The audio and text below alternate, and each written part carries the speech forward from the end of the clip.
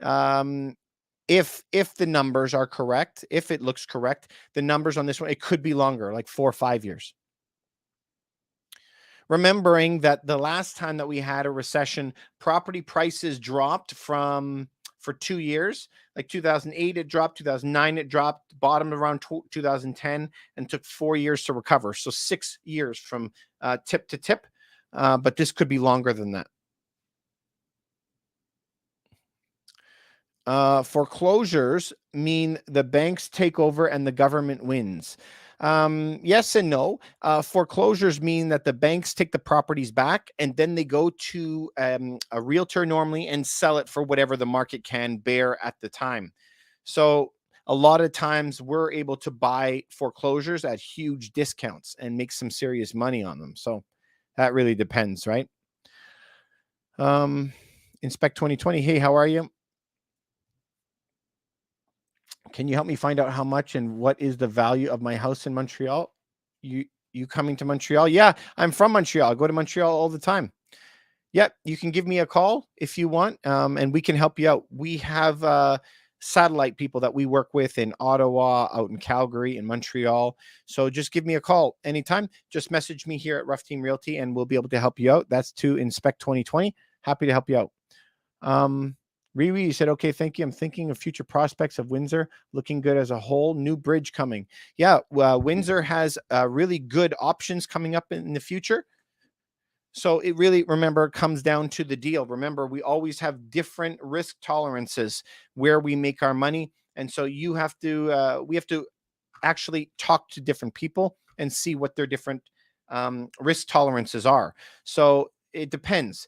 Do you live in Windsor? Do you want to be around a property that is in Windsor? Is that why you want Windsor? Do you live in Toronto and want Windsor? If so, why so?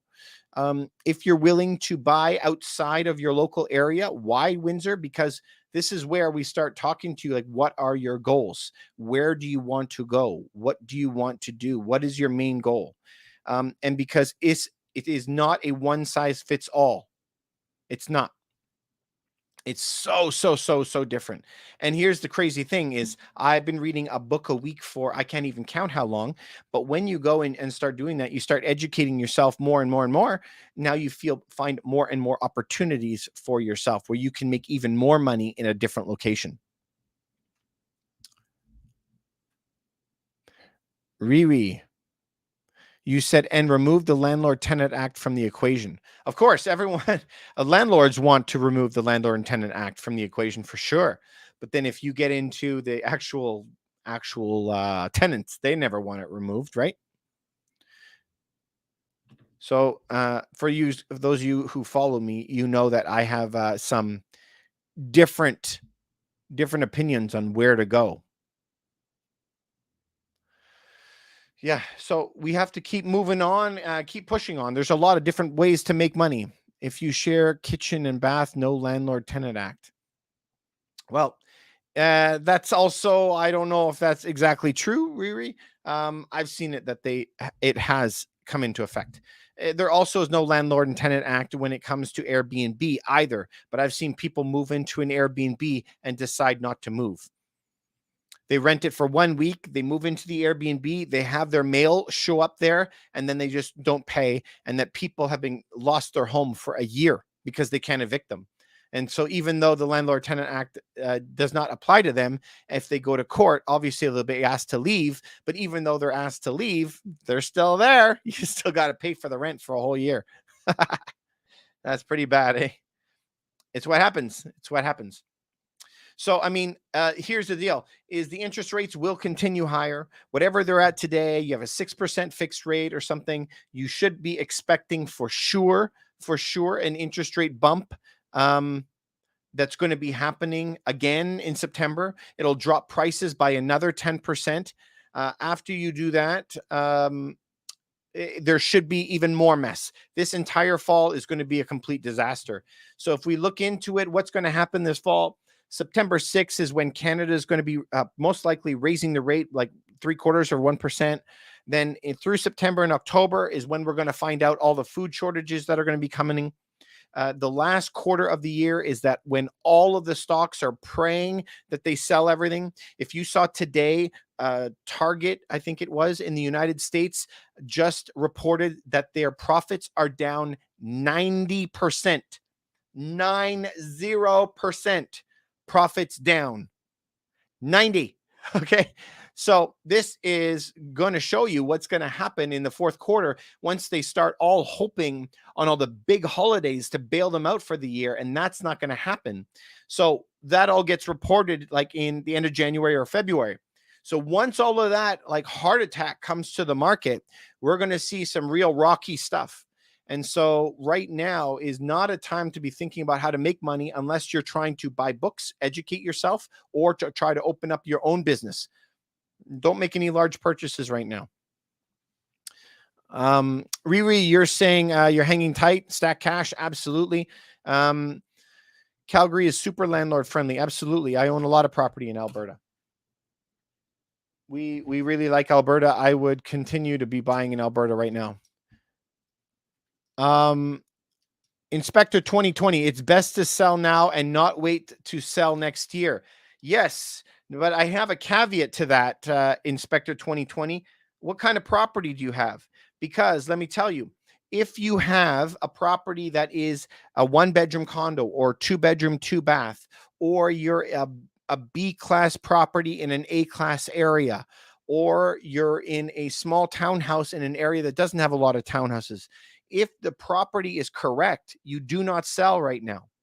But let's just say that you have a 4-bedroom house in Mississauga and the price has already dropped from 1.7 down to 1.3. Yeah, it's going to go a lot down a lot farther. So, it depends what kind of home that you live in. Inspector 2020, where do you live? Inspect 2020, where do you live? Do you live in Toronto? And what kind of house do you live in? Detached, semi-detached, a condo, Montreal. Okay, I know Montreal. Where in Montreal do you live? I'm from there. I was born in Montreal. Where in Montreal do you live? Like what town? And like just say like LaSalle or whatever. And where are you? You have an old condo priced $350,000, B class. Okay. Riri, you said you have an old condo priced at 250, 350 in an old condo. Okay, but Inspect 2020, if you're in Montreal, it really depends where you are. If you're in a top grade area, that's I would be keeping it. If you're in a 1-bedroom or a 1+1 or a 2+2, like 2-bedroom, 2-bath, I would be probably keeping it if it was downtown. Riri, you said you have an old condo priced $350,000, B class. Where? Riri, where? What town? When you think foreclosures will start happening? Rajveer, so this should only be happening by next year. Next year is when they're going to be starting. It won't be happening this year. There's way too much liquidity in the system. People have way too many savings. Oh, you're in Montreal, north of Gwen. Okay. Yeah, I know where that is. Oh, you're in a 4-bedroom balla, bro. Nice. Okay. So what I would say, if you were north of Gwen and you were in a 4-bedroom, I think you're kind of on the line, man. I almost would be saying it might be time for you to move out, like sell now while the price is still high. How much are your condo fees, Inspect 2020? How much are your condo fees on that 4-bedroom?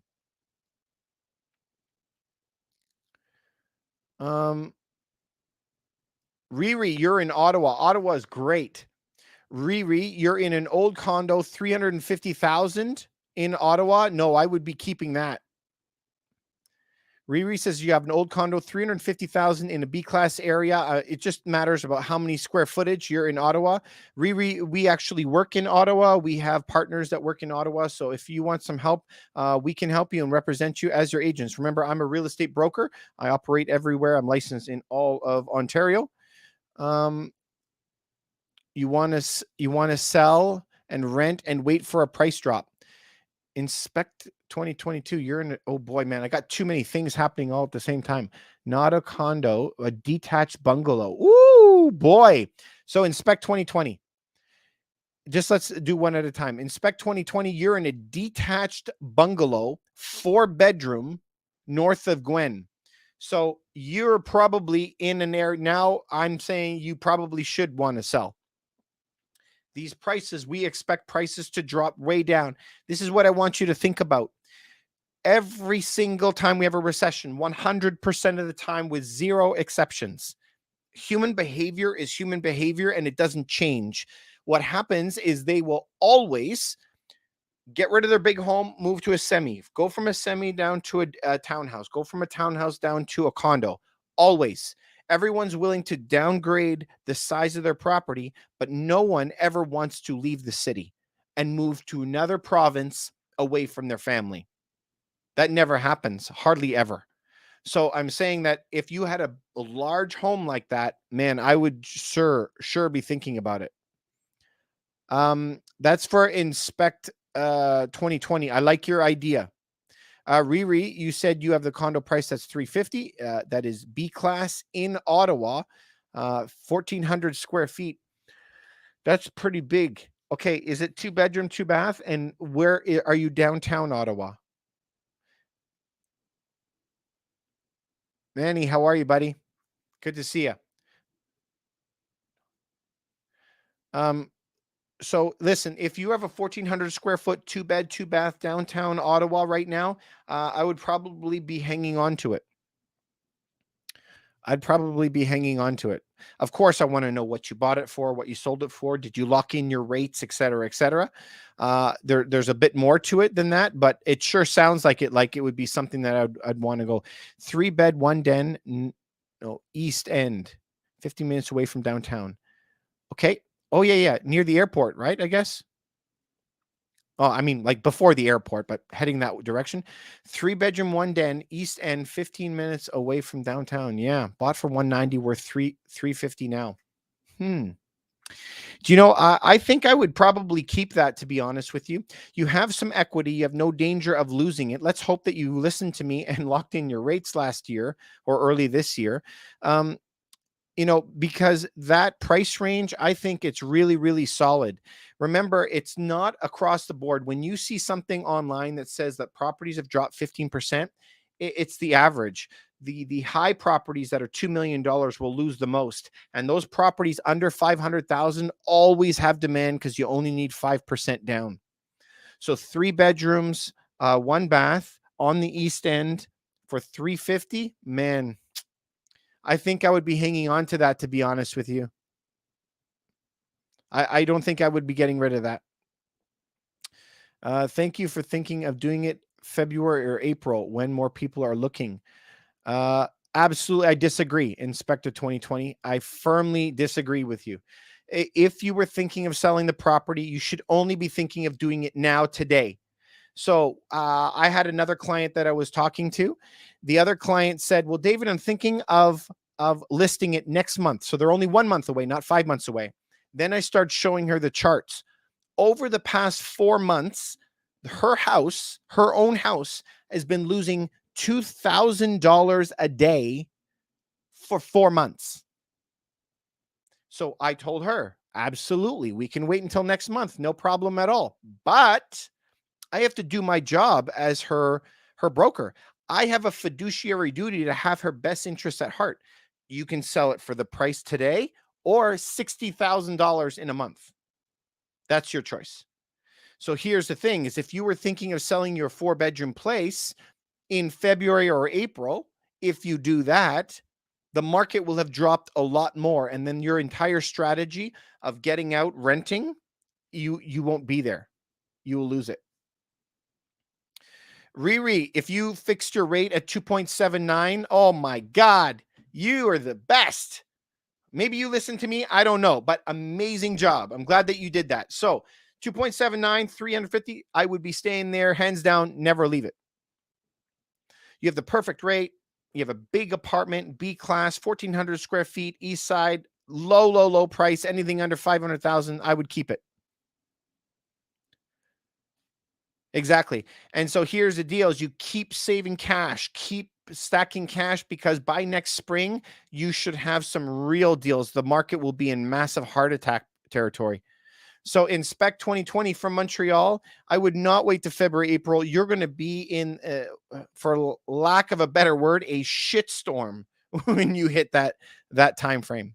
I wouldn't be doing that.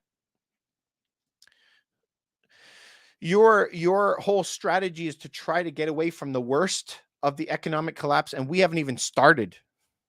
The worst is to come. Jamie Dimon, who used to work for the Federal Reserve, who's head of like Goldman and Sachs, one of the biggest investment banks ever, he said that there is a hurricane coming. This is worse than anything we've ever seen, right? So, I mean, this is a guy you got to listen to. This guy is serious, and he owns stocks. So he doesn't benefit from saying, oh, the economy is going to go bad, go sell all my stock. Yeah, I mean, there's a lot coming. Should you HELOC, which is for you guys who don't know, home equity line of credit, and buy something in Calgary? Calgary should be on your mark to buy, and Calgary is one of the cities I will be buying in for sure, but I'm not going to be buying until like probably February, March, or next year. It depends what the economy is, but prices will be dropping everywhere across the country, but for sure, Calgary is one of the cities on my list. Inspect 2020. You're glad I found me. You found me. Thanks very much. I really appreciate it. Listen, guys, I have a YouTube channel, and it's the same name right here, Ruff Team Realty. If you guys, please, I got to get to 1,000 subscribers. Could you please follow me over on YouTube? I really appreciate it. If I gave you any value whatsoever, just go follow me on YouTube and subscribe to me over there. It would really mean a lot. Rajveer. Oh, I've been in the business for a long time. I've been in housing for 20 years now. So back in the day, we actually had forests. We cleared forests. We used to build houses, like pour the foundation and build them. I used to be a cabinet maker. Then I also had a company that used to refinance mortgages. And we did that for the US. Then we started into real estate in Toronto. Then I started growing my team. So we have a team in Toronto all over. Then we have our satellites, the people that we work with in all the different cities. I started off just doing leasing, then just doing buying, then commercials. And then we started moving outward. And then we got our team in the Philippines to start helping us out. So we've been growing and growing kind of everything, a lot around housing for 20 years.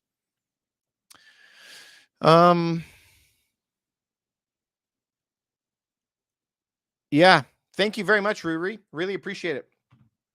So in the meantime, I know you guys are stacking cash. If there was anything today that I could tell you that you should go buy today and just put in a vault for 10 years, I would say go put silver coins inside of your portfolio.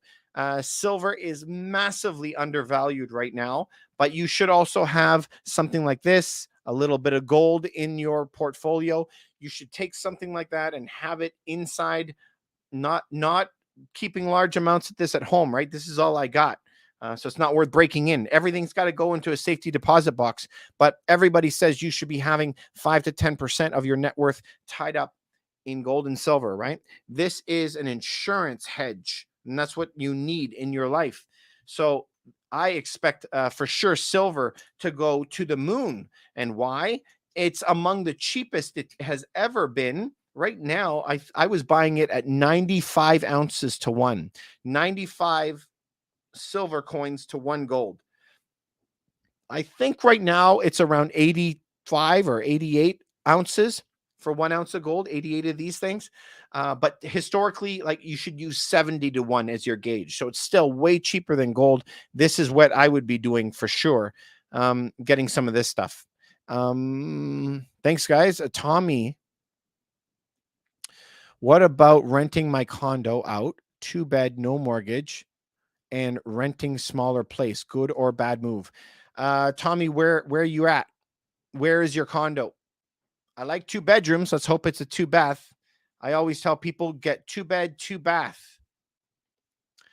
Riri, you say physical gold or silver. I always I never, ever, ever buy stock certificates. Remember not to do that. I buy gold and silver solid, and then I have a couple different things. So I have a little bit. This is basically what I have at my house. Then at a couple vaults, I actually pay for them to be stored. So one is a vault company, one is a store, a safety deposit box. In addition, you can buy metals stored over in Switzerland or Cayman Islands. You could store it wherever you want. So I'm more interested in getting physical. I don't buy bank certificates for it.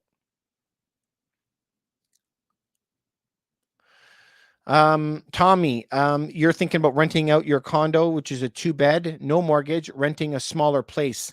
I don't know.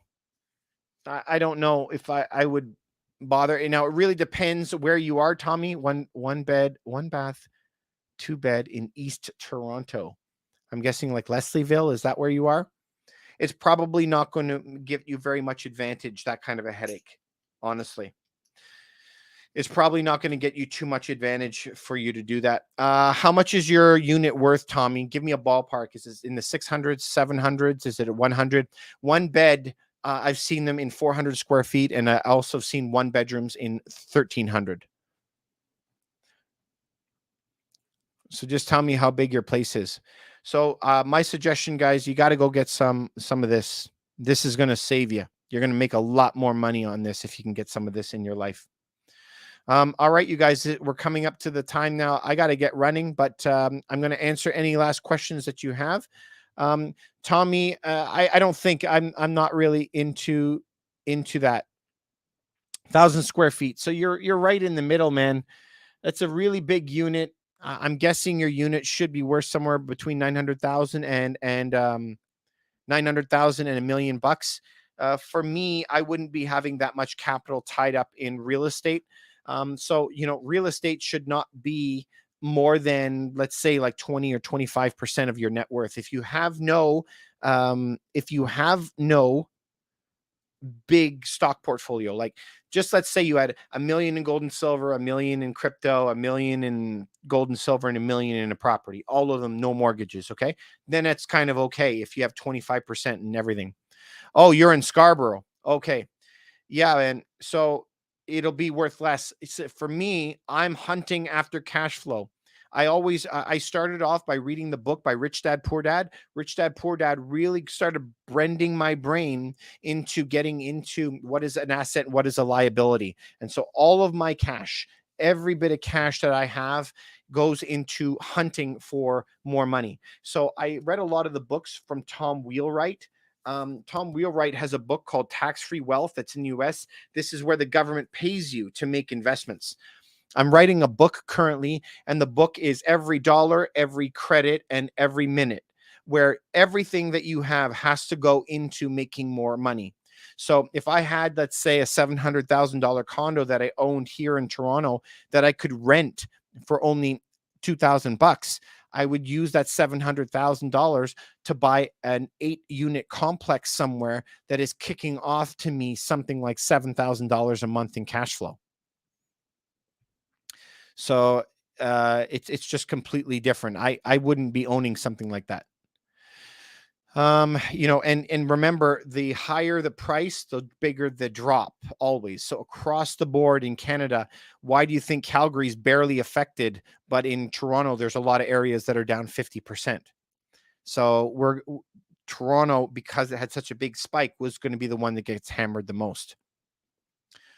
What are my thoughts on flipping items on Kijiji? Never done it. I'm sure you can make a couple bucks doing it, but it's just not something that I've ever done.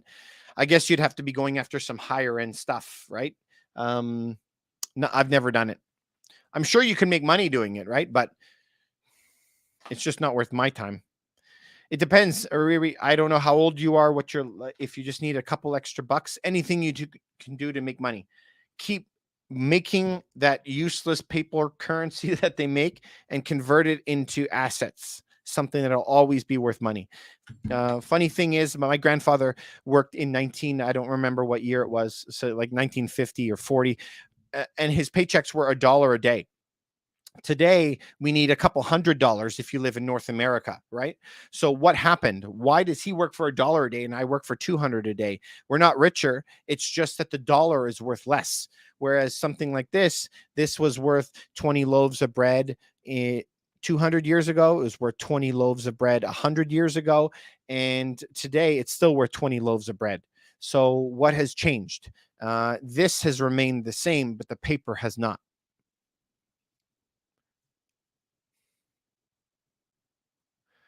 Um, yeah, Riri, if you want to find turnkey opportunities, you have to pay through the nose for them. All of my opportunities that I buy, the things that I buy require a lot of work. Finding property management companies, going in, having them repainted, new floors, new kitchens. We got to do the work. If you're looking for turnkey, you're got to pay premium prices, market prices. There's no deals out there. Tommy, I didn't say sale. Calgary is on my list. Calgary and Lethbridge are probably two of the best cities in Canada for you to buy, get huge cash flow. I'm just saying today, I wouldn't be buying today. I would be waiting until first or second quarter of next year. If you were going to buy today, I would be looking in Lethbridge. Yeah. Yeah, Lethbridge, if you were looking for a deal today, Lethbridge would be the best city in Canada for you to make some money. But as soon as we get into first quarter, second quarter next year, Calgary should be right on the target, right on the money.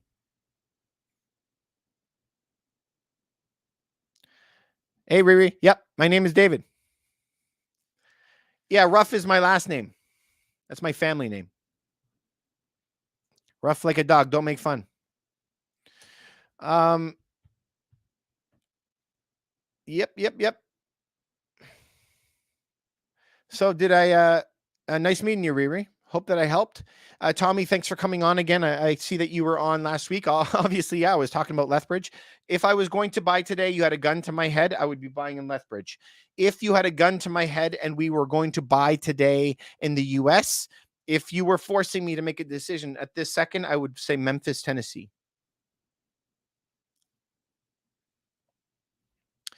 Riri, when you finalize your plans, you'll definitely contact me. I look forward to it. You can always reach me right here. I'm here anytime. I'm trying to come on live every single day. Riri, yep, we deal with commercial property as well. I actually have somebody who specializes in one of my guys specializes in commercial. Just really depends what kind of commercial you're talking to. For those of you who don't know, commercial property can be where you park trucks on it. It could be where a subway is. It could be a tiny little sliver that cuts keys in a mall. It could be a little bit of everything. Riri, yeah, perfect. You can always reach me right here. Send a message to me anytime. Guys, if I give you any value whatsoever, please, Tommy, I'm talking to you, Riri, Inspect 2020, all you guys, please follow me on YouTube.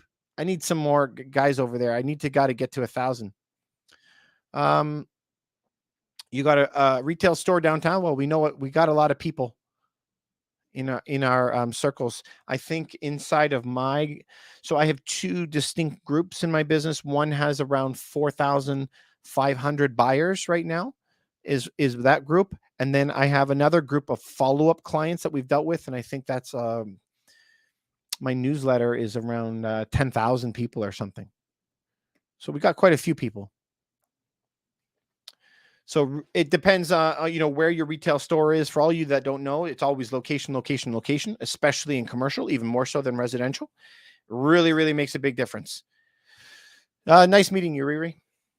Anyway, I hope that I gave you some value. Did I give you any help, you guys? I hope so.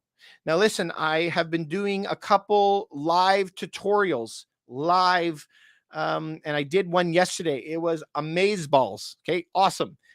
We did it on the screen here. I covered a lot of stuff. And it should be going up on YouTube today or yesterday. And it was understanding the cash flows, the 5 cash flows that we make through real estate, how you break down a property for negative yielding rates. That's how we make money on our loans: appreciation, depreciation, cash flow, and principal pay down. There's 5 revenue streams inside of a property that people don't realize. And then I show you how to add another 10 revenue streams all in one property. Imagine being able to have 15 revenue streams in one property. Awesome. Mark, any thoughts on the housing market in Ontario over the next coming months? Yes, down and down. Unfortunately, it's going to keep going down. Riri, you're very welcome. Thank you so much. Yeah, I've been doing it a long time. So sometimes we take it for granted, right? What we know, but There's a lot to it. We try to read one book a week, and a lot of my guys, we have them in training courses all the time because things are always changing. Mark, so prices in Ontario will be going down. The higher the price, the bigger the fall. A lot of it comes to do with what is the deposit. So under 500,000 will be the safest, because you only have to put 5% down. Between 500,000 and $1 million, you need 15% down. So that increases the risk load on the people. Anything that's over $1 million, highest risk area, over $1 million, you need 20% down. That is the toughest stuff for us to get into. Those are going to be the ones with the biggest drop. Let's take an example. King City right now, King City, north of Toronto, down 50%, 50%, half price homes, 3 million, 3.2 down to 1.6 million. Now we move into the city of Toronto. The properties that were 2 million in Mississauga are now 1.5. They're down a lot. So those properties, 2 mil, remember, they're getting crushed. But if you come downtown, easy access to transit, 1 bedroom, 2 bedroom, and 2 bath, those units have not lost a penny. They're doing great. So really depends where you're going to be and what the price range is going to be. We are going to have epic drops over the next, especially the rest of this year, and coming up into the reporting of Q4. The reporting, it depends, will be at the end of January, beginning of February. That's when we're going to see the big rough rides until that time. Riri, man, I love your comment. This is like the best comment I've had, man, all day. A lot of stuff is fluff. I totally agree. But I try to just be real, tell you the way it is. I appreciate it, Riri. Thank you. My advice is focus on November 2018 and after to invest on. No rent guidelines. Tommy, what do you mean by that? I'm just trying to see what you mean. My advice is focus on 2018 and after to invest on. Oh, yeah. So the properties that are built after 2018, right, you don't have any rent caps on them. That is correct. But Toronto is still suffering from a chronic shortage of properties. Yeah. Yeah, for sure.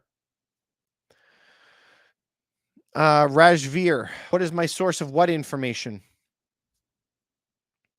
First of all, it's kind of hard for me to nail down what the source of my information is, and I don't know what you mean by this, but I'm a nerd.